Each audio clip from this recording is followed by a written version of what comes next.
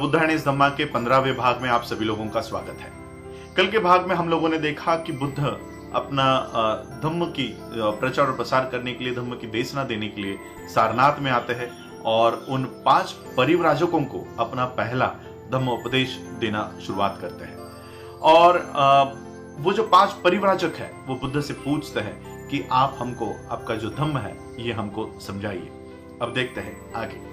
बुद्ध ने अपने धम्म को समझाते हुए इन 5 परिव्राजकों को कहा कि उनके धम्म में कोई भी व्यक्ति इन पाथ पर, इन मार्ग पर अगर चलता है, इन पथ पर अगर चलता है तो वो अपने आप को दुख से मुक्त कर सकता है। और ऐसे 3 मार्ग, 3 पथ बुद्ध के धम्म के हैं।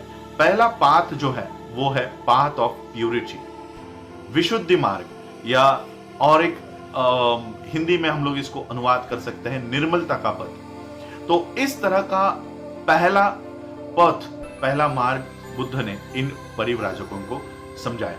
बुद्ध ने इन परिव्राजकों को समझाया कि उनका जो निर्मलता का या विशुद्धि मार्ग है ये इंसान को सिखाता है कि उसके जीवन में अगर किसी भी इंसान को एक अच्छा इंसान बनना है, अगर कोई भी इंसान एक अच्छा इंसान बनना चाहता है तो उसके जीवन में कोई मापदंड होने चाहिए। उसके जीवन में जो सिद्धांत होते हैं ये सिद्धांतों को उसको अपने जीवन के ही सिद्धांत बना लेने चाहिए।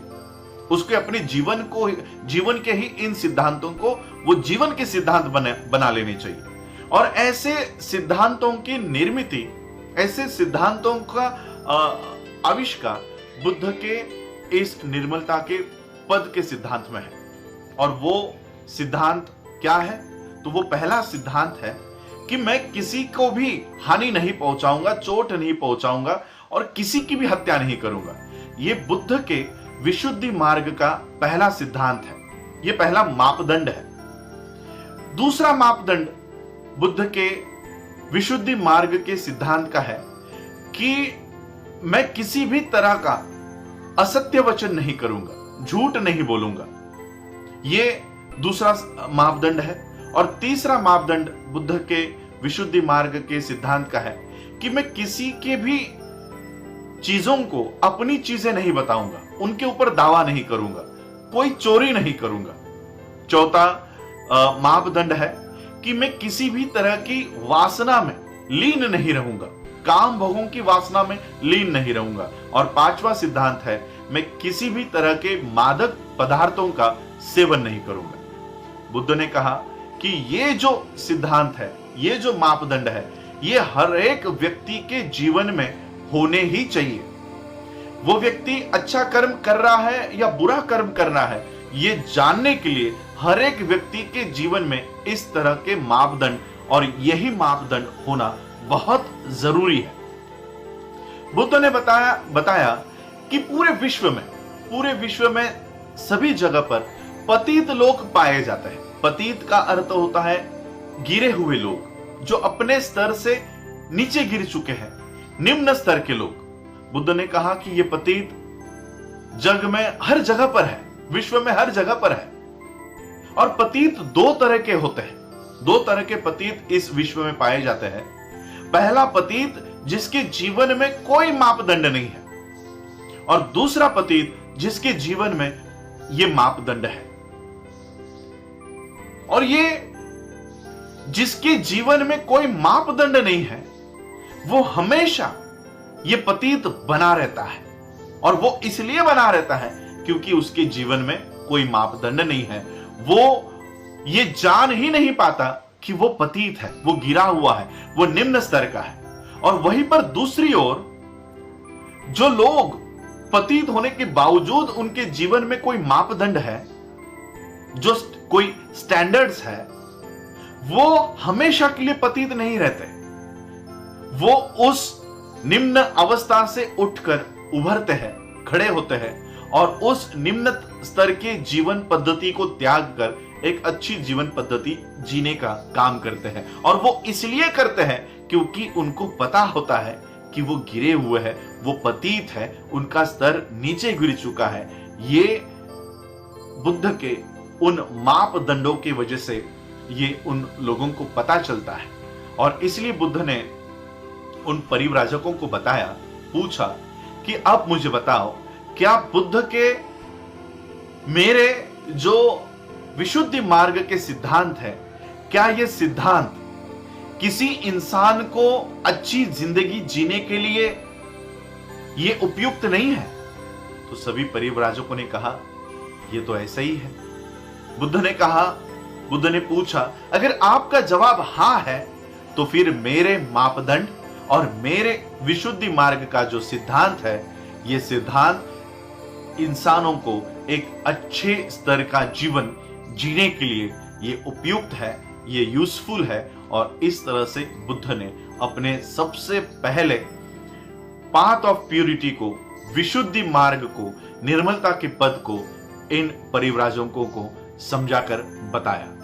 उसके बाद इन परिव्राजकों ने, बुद्ध ने अपना दूसरा मार्ग इन लोगों को बताया, द पाथ ऑफ राइटियसनेस, सदाचरण का मार्ग। बुद्ध ने बताया कि हे परिव्राजकों, इस मार्ग के 8 अंग है। इस मार्ग के 8 अंग है और ये 8 अंग मिलकर ये मार्ग बनता है। इसका सबसे पहला अंग है इन 8 एलिमेंट्स का, इन 8 घटकों का सबसे पहला घटक है सम्मा दिट्ठी। सम्मा दिट्ठी यानी सम्यक दृष्टि। सम्यक दृष्टि को बुद्ध ने समझाकर बताया कि मानो जैसे ये पूरा विश्व एक बहुत बड़ा कारागृह है, जेल है, कारावास है। एक ऐसा कारावास जहां पर अंधेरा है, पूरा ये जो कारावास है अंधेरे से भरा पड़ा है। और उसके अंदर जो ये इंसान है, ये पूरी तरह से अंधा हो चुका है, इसे कुछ दिखाई नहीं देता। और वो इतना अंधा हो चुका है कि उसको पता ही नहीं चलता कि वो इस कारागृह में एक कैदी के रूप में जी रहा है।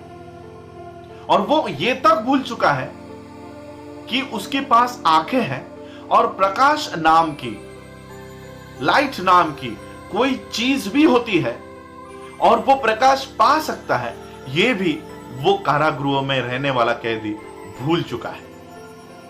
और इस प्रकाश पाने का एकमात्र साधन है और वो है आपका माइंड, आपका मन। आपका मन ही एकमात्र साधन है जो इस लाइट को, इस प्रकाश को अपने अंदर ला सकता है। लेकिन इन कैदियों की अवस्था ऐसी हो गई है कि ये जो मन है ये भी इतना उपयुक्त सिद्ध नहीं हो सकता, क्योंकि इनके पास जो आंखें हैं, ये आंखें होने के बावजूद उनका जो मन है ये थोड़ी बहुत ही लाइट, थोड़ा बहुत ही प्रकाश अपने आप में अंदर ले सकते हैं। बुद्ध ने बताया, लेकिन इन हालातों में भी निराश होने की कोई जरूरत नहीं है। जितनी भी लाइट, जितना भी प्रकाश ये व्यक्ति लेते हैं, उस लाइट से उनको पता चल जाता है कि वो एक कारावास में बंदी है। उनको अगर पता भी चल जाए कि वो एक कैदी है, तो उनके पास एक बहुत बड़ी ताकत है। उनके पास एक बहुत बड़ी ताकत है और वो ताकत ये है कि उनकी इच्छा शक्ति। ये वो ही इच्छा शक्ति है जो इनको अगर चाहे तो बंदी बनाकर रख सकती है, और अगर ये इच्छा शक्ति चाहे तो उस कारागृह से वो बाहर निकलने में सहायता कर सकती है। इसी इच्छा शक्ति के उपयोग में कोई भी व्यक्ति इसी इच्छा शक्ति को अगर इस्तेमाल में लाता है तो जो भी वो बनना चाहता है वो बन सकता है। इस तरह से बुद्ध ने इस सम्यक दृष्टि को समझाकर बताया। बुद्ध ने, परिव्राजकों ने बुद्ध से पूछा कि इस सम्मा दिट्ठी का, इस सम्यक दृष्टि का क्या हेतु है, क्या अंतिम हेतु है, इसका साध्य क्या है? बुद्ध ने बताया कि अविद्या का विनाश करना, अविद्या को समाप्त करना, यही एकमात्र उद्देश्य सम्यक दृष्टि का है। बुद्ध ने अविद्या के बारे में समझाया कि अविद्या क्या होती है। बुद्ध ने बताया कि जो लोग ये जान नहीं पाते कि जीवन में दुख है और इस दुख से बाहर निकालने का कोई मार्ग भी है, ऐसे लोग अविद्या से घिरे हुए रहते हैं। अविद्या का मतलब है कि इन सत्यों को ना पहचानना, जीवन में दुख है और दुख के निरोध का मार्ग है, इस सत्य को ना पहचानना, यह अविद्या होता है।